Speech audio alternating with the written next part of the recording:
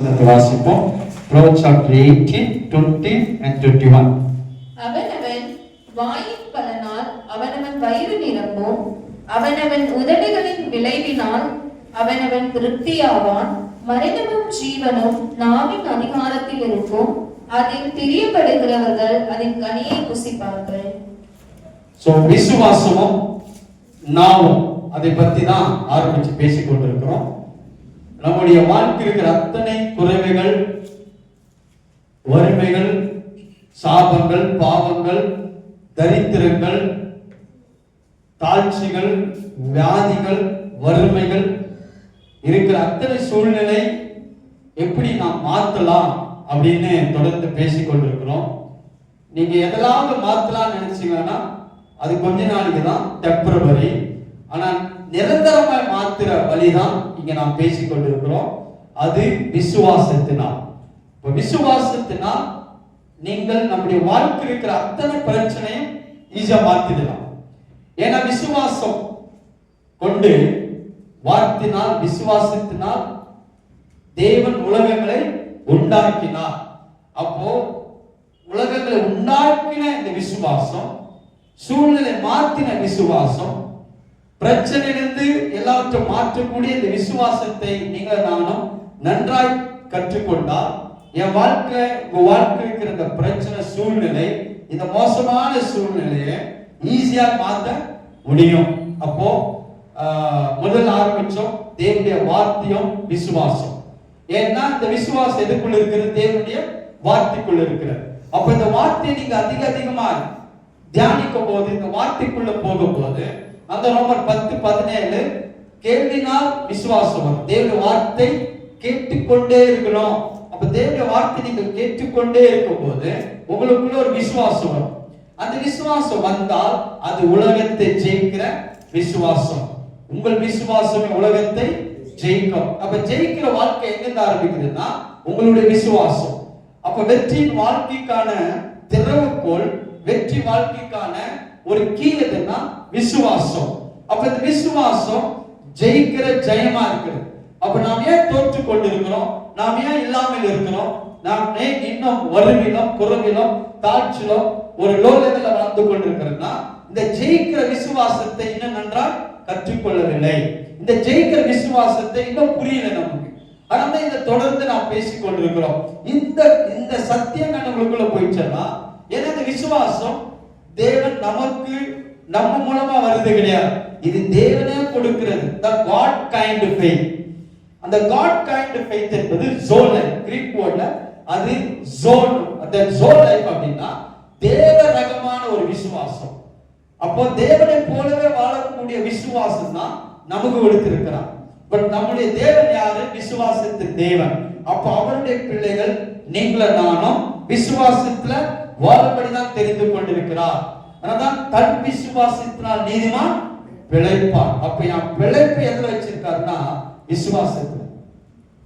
அப்ப நமக்கு என்ன தெரியும்னா விசுவாச வாழ்க்கைன்னா எல்லாத்தையும் விட்டுட்டு ஒண்ணு இல்லாம வாழ்ற விசுவாச வாழ்க்கை நினைச்சிருக்கிறோம். ஆனா சில பேர் சொல்லுவாங்க ஊழியக்காரல, நான் விசுவாச ஊழியம் செய்யறேன். அப்படி விசுவாச ஊழியம் செய்யறேன்னா கஷ்டப்பட்டு ஒண்ணு இல்லாம பிரச்சனையில அப்படி வாழ்ற வாழ்க்கை தான் நமக்கு தெரியும். ஆனா பைபிள் அது கிடையாது. விசுவாச ஊழியம்னாவே ஒன்றுக்கும் குறைபடாத வாழ்க்கை. ஏன்னா லேட்டா தான் நமக்கு தெரிஞ்சது விசுவாச வாழ்க்கைன்னா, விசுவாச ஊழியம்னா கஷ்டப்படணும், வறுமையில் இருக்கணும், இல்லாமல் இருக்கணும், பண கஷ்டத்தில் இருக்கணும், நெருக்கத்தில் இருக்கணும், துன்பத்தில் இருக்கணும், ஊழியமே பிரச்சனை அப்படின்னா நமக்கு ஃபீட் பண்ணனால இப்போ நம்முடைய ஊழியனாவே எப்படிதான் நினைச்சிருக்கிறோம்? கஷ்டம், விசுவாச ஊழியம் ஒண்ணே இல்லை அப்படின்னு. விசுவாச ஊழியம், விசுவாச வாழ்க்கை தான் உயர் ரகமான வாழ்கிற வாழ்க்கை. இதை நல்லா பிடிச்சிருக்கிறோம். ஏன்னா ஹையர் லெவல் லைஃப் எதுல வாழக்கூடியது? By faith. விசுவாசத்துல வாழ்கிறவர் தேவனை போல வாழக்கூடியவர். இயேசு உலகத்துல வந்தார், 33 வருஷம் இருந்தார். 3 வருஷம் ஊழியம் ரொம்ப பவர்ஃபுல்லா செஞ்சார். அப்ப அவர் தேவனை போல வாழ்ந்தார். இப்ப ஜனங்களுக்கு சாப்பாடு கொடுக்கணும். அப்ப சாப்பாடு கொடுக்கும் போது ஒரு சின்ன பையனுக்கு என்ன இருந்தது? 2 அப்பா 5 மீன் இருந்தது. சொல்றாரு இது ஜனங்களுக்கு கொடுக்குறார். அவன் சொல்றான், இது எப்படி கொடுக்க முடியும்? ஏன்னா 30 லட்சம் ஜனங்கள் இருக்கிறாங்க, எப்படி கொடுக்க முடியும்? அப்ப தேவன் என்ன பண்றாருன்னா அவருடைய விசுவாசத்தை ஆபரேட் பண்றார். அந்த 2 மீன் 5 அப்பத்தை கொண்டு 5000 பேரை போஷித்தார். ஏன்னா தேவன் ரகத்துல வாழும் போது இந்த நேச்சுரல் ரிசோர்ஸ் விட சூப்பர் நேச்சுரல் ரிசோர்ஸ் நமக்கு அற்புதமா நடக்கும். அதுதான் இன்னும் கிறிஸ்து வருகை இருக்கிறனா வெறும் நேச்சுரல் ரிசோர்ஸ்ல வாழ்ந்து கொண்டிருக்கிறோம், இன்னும் சூப்பர் நேச்சுரல் ரிசோர்ஸ்ல போகவே இல்லை. ஏன்னா விசுவாச வாழ்க்கைக்குள் வந்துட்டா சூப்பர் நேச்சுரலா எல்லாமே நமக்கு ரிசோர்ஸ் வந்து கொண்டே இருக்கும். ஏன்னா God is our source. இங்க இருக்கிற எல்லாமே ரிசோர்ஸ். ஏன்னா விசுவாசம் இருந்தா, விசுவாசம் ஆவிக்குரிய உலகத்திலிருந்து வருகிறது, ஸ்பிரிச்சுவல் வேர்ல்ட். இந்த நேச்சுரல் வேர்ல்ட் எங்கிருந்து வந்ததுன்னா ஸ்பிரிச்சுவல் வேர்ல்ட் தான் வந்தது. அப்போ ஆவிக்குரிய உலகத்திலிருந்து இந்த நேச்சுரல் வேர்ல்ட் சிருஷ்டிக்கப்படுது. நீங்க எதை பார்க்கறீங்களோ இது எங்கிருந்து வந்தது? Spiritual world, super natural world. அதான் காட்ஸ் வேர்ல்ட், அதான் ஃபெய்த் உலகம், விசுவாச உலகம். அந்த விசுவாச அந்த அந்த மண்டலத்தில் இருந்தாவே இந்த நேச்சுரல் ரிசோர்ஸ் எல்லாம் எல்லாமே நம்முடைய பாதத்துல வந்து கொட்டி கொடுக்கும். ஆமென். எல்லா ரிசோர்ஸ் வந்து நம்முடைய பாதத்துல கொட்டி கொடுக்கும். அந்த இயேசு சொன்னார், அஞ்ஞானிகள் நாடி தேடி ஓடுகிறார்கள். எதுக்காக? வசனத்தை வாசிங்க. மேத்யூ 6, மேத்யூ 6ஆம் அதிகாரம் எடுத்துக்கொள்ளுங்க. அற்புதமான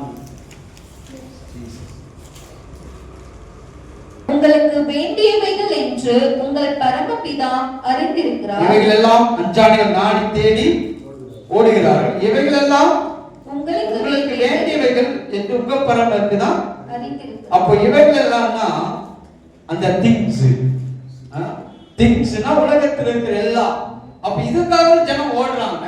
ஆனா இந்த விசுவாச உலகத்துல வந்துட்டீங்கன்னா, இந்த விசுவாச வாழ்க்கையில வந்துட்டா இவைகள் எல்லாம் உங்களுக்கு வேண்டியவைகள் என்று உங்க பரமபிதா அறிந்திருக்கிறார்.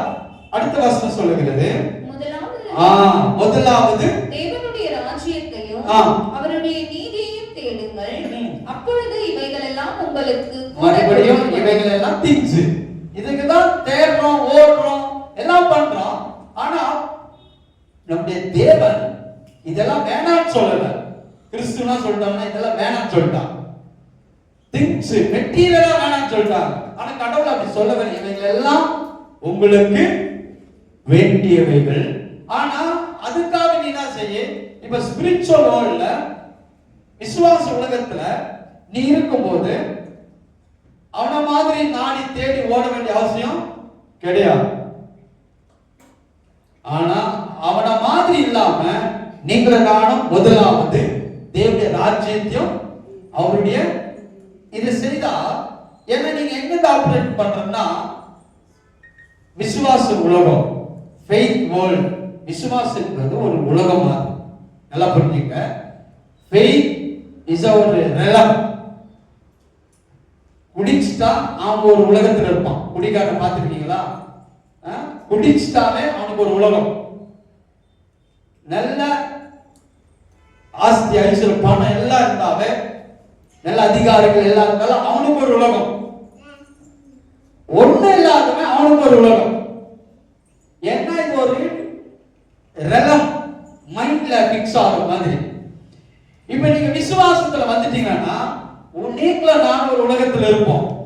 அந்த உலகத்தில் இருக்கும் போது வசனம் சொல்லுது, இவைகள் எல்லாம் உங்களுக்கு கூட கூட்டி கொடுக்கப்படும்.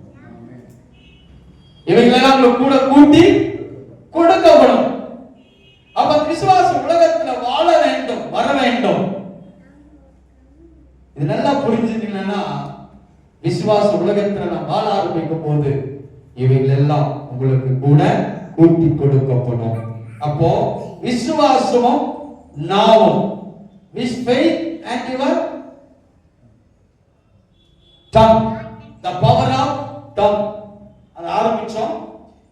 இப்போ நாம் எல்லாமே எப்படி பெற்றுக்கொள்ள முடியும்னா இந்த நாவின் அதிகாரம் தான் பெற்றுக்கொள்ள முடியும். லாஸ்ட் டைம் உங்களுக்கு எல்லா வசனத்தை காட்டினேன். இப்போ அவனவன் இந்த வசனம் சொல்லுது, நீதிமொழிகள் 18:20 சொல்லுது, அவனவன் உதடுகளின் விளைவினால் அவனவன் திருப்தியாகான். அடுத்தது மரணம் ஜீவனாவின் அதிகாரத்தில் இருக்கிறது, அதுல பிரியப்படுகிறவர்கள் அதன் கனியை. இப்போ நீங்க எதுல பிரியப்படுவீங்க அதன் கனிதான் புசிப்பீர்கள். அதனாலதான் உங்க நாவு ஜீவ ஊற்று. இரண்டாவது சொன்ன உங்க நாவு ஒரு ஜீவ விருட்சம். அப்ப இந்த நாவல நீங்க பேசும்போது ஜீவன் உண்டாகணும், மரணம் உண்டாகும். விருட்சம், ஜீவ விருட்சம் உங்க நாவு தான். அதுக்கப்புறம் ஜீவ ஊற்றும் உங்க நாவு தான். நீங்கள் தெரிந்து கொண்டு பேச வேண்டும். தெரிந்து கொண்டு பேசும்போது உங்க நாவு ஒரு பெரிய ஜீவ ஊற்று. மூன்றாவது நீங்க காண்பிக்க போறேன், நாவு, உங்க நாவு ஒரு மருந்து. சொல்லுங்க, மெடிசன். உங்க நாவு என்னது? மெடிசன். ப்ரோவ்ஸ் 11, நீதிமொழிகள் 11:6 வாசிப்போம். 6. செம்மையானவர்களுடைய நீதி அவர்களை தப்புவிக்கும், துரோகிகளோ தங்கள் தீவினால் பிடிபடுவார்கள். அவர்களை தப்புவிக்கும் இல்லைங்களா? அடுத்தது 12, 12, 17, 18. 12ஆம் அதிகாரம், 12 சாப்டர். சத்தியவாசகன் நீதியை வெளிப்படுத்துவான், பொய் சாட்சிக்காரனோ வஞ்சகத்தை வெளிப்படுத்துவான். பட்டய குத்துக்கள் போல் பேசுகிறவர்களும் உண்டு, ஞானமுள்ளவர்களுடைய நாவோ ஔஷதம். ஞானமுள்ளவர்கள் நாவோ ஔஷதம். இந்த ஔஷதம் சொல்லுகிறது அதான் மெடிசன்.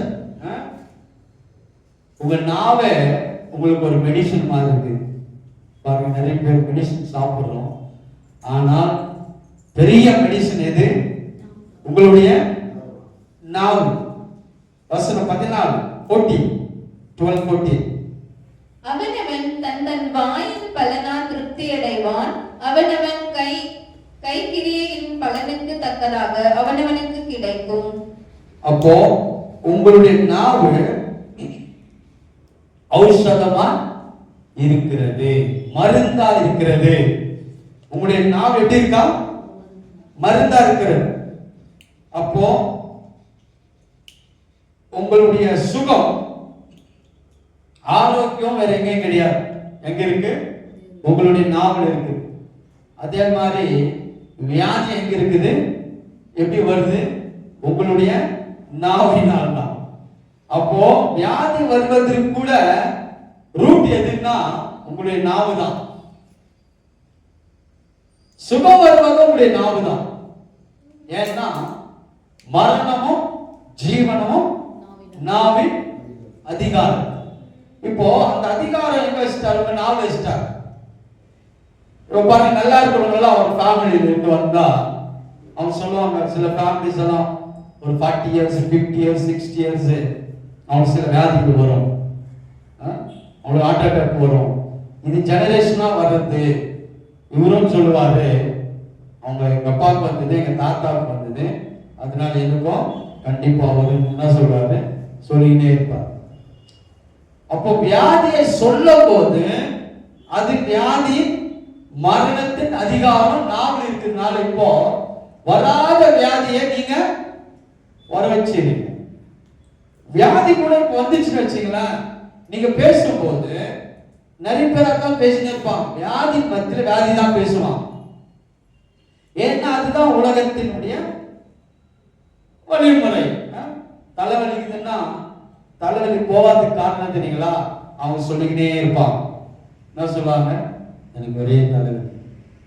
சொல்ல சொல்ல அந்த தலைவலிக்கு இன்னும் பவர் யார் கொடுக்குறது? உங்க நாவு, உங்க வார்த்தை. இப்ப தலைவலி கம்மி ஆகாது. ஏன்னா அதிகமா ஆகக்கூடிய வல்லமை உங்களுடைய நாவின் அதிகாரத்தில் இருக்குது. இப்ப அதுல பிரியப்படுகிறவர்கள் அதன் கனியை புசிப்பார்கள். அப்போ வியாதி ஒண்ணு வர ஒரு நோய் இருக்குதுன்னா நீங்க அதிகமாக தான் பேசுவீங்க, அது நேச்சுரல். ஆனா பைபிள் அது கிடையாது. அதை பேசினா உங்க வியாதி இன்னும் அதிகமா தான் ஆகும், குறைவே குறையாது. ஏன்னா இப்போ உங்க வேர்டு தான் வார்த்தை தான், நாவு தான் பவர்ஃபுல். இப்ப பூஸ்ட் கொடுக்குறீங்க, இன்னும் அதிகமா இன்னும் வல்லமை கொடுக்குறீங்க. இப்போ ஸ்டொமக் பெயின்னா ஒரே ஸ்டொமக் பெயின், ஒரே வலி பேசிக்கிட்டே இருக்கும்போது அது இன்னும் அதிகமாகும், இன்னும் அதிகமாக வந்து கொண்டுதான் இருக்கும். அதனால உங்களுக்கு பிரச்சனை வியாதி சரீரத்தில் வரும்போது சில பேர் நம்ம அறியாமல ஊங்கொட்டினே இருப்போம். அந்த வியாதிக்கு நீங்க ஊங்கொட்டுனா தெரியல, சீக்கிரம் சொல்ற பாருங்க. எஸ் என்று அர்த்தம். ஆமா தலைவலிக்குது, ஆமா எல்லாமே நீங்க கொட்டு கொட்ட அதுக்கு நீங்க சம்மதிக்கிறீங்க. ஆனாதான் சில டைம்ல அங்க வரும்போது நீங்க அந்த கொட்டவே கூடாது அப்படின்னா நீங்க அதுக்கு ஒத்துமொழின்னு அர்த்தம். வியாதி வரும்போது நீங்க என்ன பண்றீங்க? சரீர பலத்தோடு நீங்க ஆமான்னு சொல்றீங்க. எஸ் எஸ் வலிக்குது எஸ் அப்படின்னு சொல்றீங்க. அதனால அது சுகமாகும். ஒரு பெரிய சீக்கிரம் சொல்றேன், அதை நிறுத்திட்டு இப்போ உங்களுக்கு சுகம் எங்க இருக்கு? உங்களுடைய நாவில அதிகாரத்தில் இருக்குது. உங்களுடைய ஆரோக்கியத்தினுடைய வார்த்தை உங்க நாவில வச்சிருக்கார். ஔஷதம், இட்ஸ் a மெடிசன். நாவோ ஔஷதம், மெடிசன் மாதிரி ஒர்க் ஆகுது. இப்போ அதுல இருந்து நீங்க என்ன பண்ணணும்? பேச ஆரம்பிக்கணும். என்ன சொல்றீங்களோ அதன்படி நடக்க ஆரம்பிக்கும். ஆமா வலி இருக்குது, வேதனை இருக்குது, சரீரத்தின் பாடுகள் இருக்குது, ஆனா நீங்க அதை பேச பேச அதற்கு இன்னும் பவர்ஃபுல்லா பண்றீங்க. ஆனா தலைவலி இருந்தா இன்னும் தலைவலி தான் வரும். ஆனா எப்ப நீங்க பேசுறீங்களோ இது ஜீவனை பேசணும். ஆமா சரீரத்துல பாடுகள், வலிகள், நோய்கள் இருக்கிறது. ஏன்னா உங்க நாவு ஒரு பெரிய மெடிசன் மாதிரி இருக்கிறது. உங்க நாவு தான் மருந்து, குணமாக்குற மருந்து உங்களுடைய நாவு. இந்த நாவுக்கு மேல வேற எந்த பவர்ஃபுல் மெடிசன் கிடையாது. ஒருவேளை இருந்தாலும் அதை விட நீங்க பேசினால் அந்த உங்க நாவு ஒரு மெடிசனை போல, மருந்தை போல அது வேலை செய்யுது. ஏன்னா மரணமும் ஜீவனமும் நாவின் அதிகாரத்தில் இருக்கிறது. அதுல பிரியப்படுகிறவர்கள் அதன் கனியை புசிப்பார்கள். ஜீவனை பிரியப்படணும், சுகத்தை பிரியப்படணும், ஆரோக்கியத்தை பிரியப்படணும். ஆரோக்கியத்துல நான் பிரியப்படணும். நான் நல்லா இருக்க போறேன், என் சரீரத்த பாடுகள் ஆமா இருக்கு, ஆனால் நான் என் நாவை. ஆனால் விசுவாசம் என்பது பேசக்கூடியது இல்லைங்களா? விசுவாசத்தின் தேவன் அவர் பேசுகிறார். விசுவாசத்தின் தேவனுடைய பிள்ளைகளா இருக்கிற நீங்கள நானும் பேசுகிறவர்கள். மனிதனுக்கு கொடுத்த மிகப்பெரிய ஒரு பவர்ஃபுல் வெப்பன் ஸ்பீக்கிங். ஒரு வல்லமுள்ள ஆயுதம் எது? நாம் பேசுகிற வார்த்தைகள். அதான் தேவனுடைய சாயல் நம்ம கொடுத்திருக்கிறார், தேவனுடைய ரூபத்தை கொடுத்திருக்கிறார். ஏன்னா தேவன் பேசக்கூடியவர். நீங்களும் நீங்கள் பேசினால் அது நடக்கும். அப்படிதான் உண்டாக்கிட்டார். இப்போ எல்லாமே நாம் பேசிக் கொண்டிருக்கிறோம், அதான் வாழ்க்கையில வருது. சுகம், வெற்றி, ஜெயம், ஆரோக்கியம், நல்வாழ்க்கை, நிறைவு வாழ்க்கை, ஆசீர்வாதமான வாழ்க்கை எல்லாமே நாவின் அதிகாரத்தை வச்சுட்டார். எந்த அதிகாரம்? நாவின். The power of tongue. Death and life is in your tongue. It's not God's hand. அவர் எல்லாத்தையும் என் கையில் கொடுத்துட்டார். இப்போ ஜீவனும் மரணமும் அதிகாரம் யார் கையில் இருக்குது? உங்க கையில் இருக்கிறது. நீங்க பேச ஆரம்பிச்சா அதன் கனியை புசிப்பீர்கள். ஆனாதான் விசுவாசித்தேன் ஆகையால் பேசினேன். அப்ப விசுவாசமா பேசுவதுங்க. நீங்க நெகட்டிவா பேச பேச அவிசுவாசம் வேலை செய்யும். அப்ப நீங்க விசுவாசமா பேசுனீங்கன்னா விசுவாசம் பாசிட்டிவ். தேவனை போலவே பேசக்கூடியவர்கள். இயேசு எங்காவது நெகட்டிவா இல்லாமை பாருங்க, இதெல்லாம் என்ன எடுக்க போறேன். இயேசுடைய வாழ்க்கையில இந்த விசுவாசம் எப்படி ஆபரேட் பண்ணார், அதெல்லாம் இன்னும் வரல. இன்னும் நம்ம ஃபவுண்டேஷன் தான் போட்டுருக்கோம். இவ்வளவு வாரம் பேசினதெல்லாம் ஃபவுண்டேஷன். இதுல இன்னும் டீப்பா இருக்குது. நானும் முடிச்சுதான் பார்க்கிறேன், ஆனா முடிக்க முடியல. ஆனா தொடர்ந்து ஏன்னா இதுல நிறைய இது ரொம்ப இம்பார்ட்டன்ட். இது இது எனக்கு அப்பயே வந்தது, நம்ம விட்டாச்சு. அதனால தான் விசுவாசத்துல வாழ முடியல. விசுவாசத்தினால் தான் எல்லாத்தையும் பெற்றுக்கொள்வீர்கள், வேற எந்த வழியும் கிடையாது. சக்சஸ் என்பது ஃபர்ஸ்ட் கிரேஸ், கிருபை கொடுத்திருக்கிறார். அடுத்தது கொடுத்ததை எதற்காக எடுக்க முடியும்? விசுவாசத்தினால் தான் எடுக்க முடியும். இதுதான் நமக்கு சபையில சொல்லி கொடுக்குறேன். கர்த்தர் எப்படி கொடுப்பாரு? கர்த்தரத்துல பிறந்தா போர் உபவாசம், போர் முழங்கால் எல்லாம் தேவைதான், பண்ணலாம். ஆனா கர்த்தரத்திலிருந்து பெறுவதற்கு இது வழி கிடையாது. உங்க கண்ணீர், உங்க கூக்குரல், உங்களுடைய புலம்பல், உங்களுடைய இதெல்லாம் கர்த்தரத்திலிருந்து பெறுவதற்கு வழி கிடையாதுங்க. It's not God's way. ஆனா அப்படி நம்ம சொல்லிக் கொடுத்தனால இதெல்லாம் பண்ணி கொண்டிருந்தோம், இதெல்லாம் செய்து கொண்டிருக்கிறோம். ஆனா கர்த்தரத்திலிருந்து பெற முடியாது. ஏன்னா அது வழி இல்லை. It's not biblical order, it's not biblical principles. இது தேவனுடைய நீதி கிடையாது, இது தேவனுடைய பிரமாணம் கிடையாது, இது தேவனுடைய கோட்பாடுகள் கிடையாது. கடவுள் எவ்வளவு கொடுத்திருந்தாலும் விசுவாசத்தினால தான் எடுக்க முடியும். ஆனால் இயேசு வந்த அத்தனை பேர்கிட்ட என்னன்னு கேட்டாருன்னா விசுவாசம் தான் கேட்டார். சில பேர் கேட்டாரு நீ விசுவாசிக்கிறன்னாரு, சில பேருக்கு உன் விசுவாசத்தின்படி ஆகும் கடவுள். பைபிள் இருக்க எல்லா ஸ்டோரி அதுதான். அதான் தாவீது சொல்றார் விசுவாசத்தின் ஆவியா பேசினேன். பவுல் கோட் பண்றார் அதே விசுவாசத்தின் ஆவியை எங்களுக்கு உண்டு. அப்போ அந்த ஆவி என்ன? விசுவாசத்தின் ஆவி, பேசுகிற ஆவி. அதான் மனிதனுக்கு he became a speaking soul. பேசுனீங்கன்னா நடந்த தீரும். ஏன்னா அதுக்கான வழி ஆண்டவர் நம்முடைய நாடு வச்சிருக்கார். பாருங்க, இது ஒரு டெமான்ஸ்ட்ரேஷனா சொல்றாரு. மார்க் 11 சாப்டர் நாம் பார்த்திருக்கிறோம். மார்க் 11ஆம் அதிகாரம் 23, 24 இதுல இருக்கிற அற்புதமான ஒரு வார்த்தையை நாம் பார்க்க போறோம். எவனாகிலும் இந்த மலையை பார்த்து நீ பெயர்ந்து சமுத்திரத்திலே தள்ளுண்டு போ என்று சொல்லி தன் சொன்னபடியே நடக்கும் என்று தன் இருதயத்தில் சந்தேகப்படாமல் விசுவாசித்தால் அவன் சொன்னபடியே ஆகும் என்று மெய்யாகவே உங்களுக்கு சொல்லுகிறேன். இப்போ மலையை பார்த்து சொல்லிட்டார். அத்திமரத்தின் ஸ்டோரி இப்போ சொல்றாரு. இந்த மலையை பார்த்து நீ பெயர்ந்து சமுத்திரம் தள்ளுண்டு போ என்று சொல்லி தான் சொன்னபடி நடக்கும் என்று தன் இருதயத்தில் சந்தேகப்படாமல் விசுவாசித்தால் அவன் சொன்னபடி ஆகும் என்று மெய்யாகவே இயேசு என்ன பண்றாருன்னா மெய்யாகவே நான் சொல்லுகிறேன். அப்போ விசுவாசம் ஒரு முறை தான் இந்த வசனத்துல வருது. ஆனா இந்த வார்த்தையில 3 டைம்ஸ் எது பத்தி வருதுன்னா சொல்லுவது, பேசுவது இல்லைங்களா? ஒண்ணு என்று சொல்லி தான் சொன்னபடி, 2 நடக்கும் தன் இருதயத்தில் சந்தேகப்படாமல் விசுவாசித்தான் அவன் சொன்னபடி. அப்போ விசுவாசம் ஒரு முறை வந்தது, ஆனா சொல்லுவது எத்தனை முறை வருது? 3. அப்போ விசுவாசம் வந்துச்சுன்னா நீங்க அதிகமா பேசுகிறவர்களா இருக்கணும்.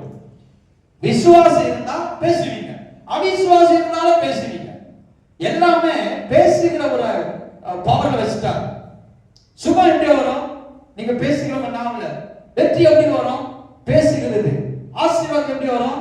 எல்லாமே இது காட்ஸ் பிரமாணம், காட்ஸ் லா, பிப்ளிக்கல் லா. கர்த்தர் இப்படி தான் மனிதனை உண்டாக்கிட்டான்.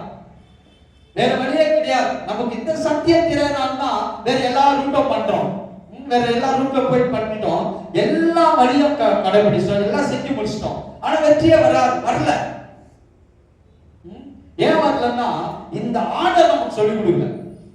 இப்போ நீங்க பாருங்க, எனக்கு ஆசீர்வாதமே இல்ல, எனக்கு எதுவும் கர்த்தர் எதுவும் பெற முடியல, நான் என்ன செய்யணும் அப்படின்னா என்ன சொல்லி கொடுப்பாங்க? ஒரு 3 நாள் உபவாசம் உண்டு, ஒரு 7 நாள் உபவாசம், ஒரு 20 100 நாள். இப்படி உபவாசம் நல்லது. அது என் வாழ்க்கைக்கு, ஆவிக்குரிய வாழ்க்கையில தேவனோடு இன்னும் அதிகமா உபவாசத்தோடு நான் தேவனை கிட்டி சேர முடியும். ஆனா அவர் ஏற்படுத்தி, அவர் உண்டாக்கி, அவர் கொடுத்ததை நான் பெற வேண்டும் என்றால் என் உபவாசத்தினால் அவரிடத்திலிருந்து நான் பெற முடியாது. நான் ஆழமா சொல்றேன், நான் அப்படின்னு சொல்றேன்.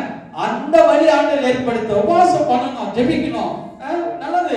என்ன தேவை? ஆவிக்குரிய வாழ்க்கை தேவனை வளரணும். ஆனா கர்த்தர் உண்டாக்கி வைத்திருக்கிறதை பவுல் சொல்றாரு, கண்கள் காணவும் இல்லை, காதுகள் கேட்கவும் இல்லை, இருதயத்தில் தோன்றவும் இல்லை. இதெல்லாம் ஆவி குறித்து இல்லைங்களா? அப்போ இந்த இந்த ஏற்படுத்தி வைத்திருக்க எல்லாமே நான் பெறணும்னா ஒரே வழிதான், பை ஃபெய்த். அதுக்கு ஆதார வசனம் கலாத்தியர் 3:14.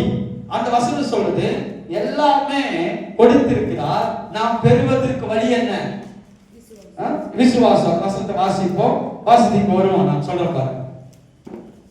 கலாத்தியர் 3ஆம் அதிகாரம்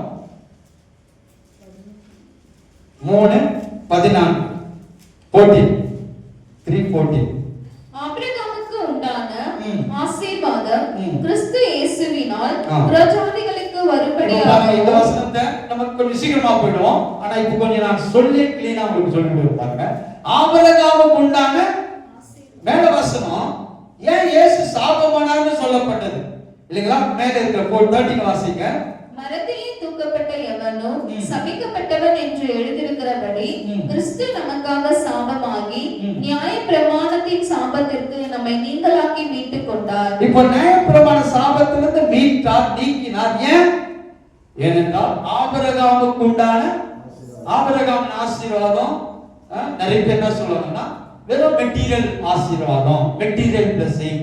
ஆபிரகாமின் ஆசீர்வாதத்தை பேசினா இது வேற ஜனங்க என்ன சொல்லுவாங்க, வெறும் பணத்தையும் பொருள் ஆசையும் பத்தி பேசுறாங்க.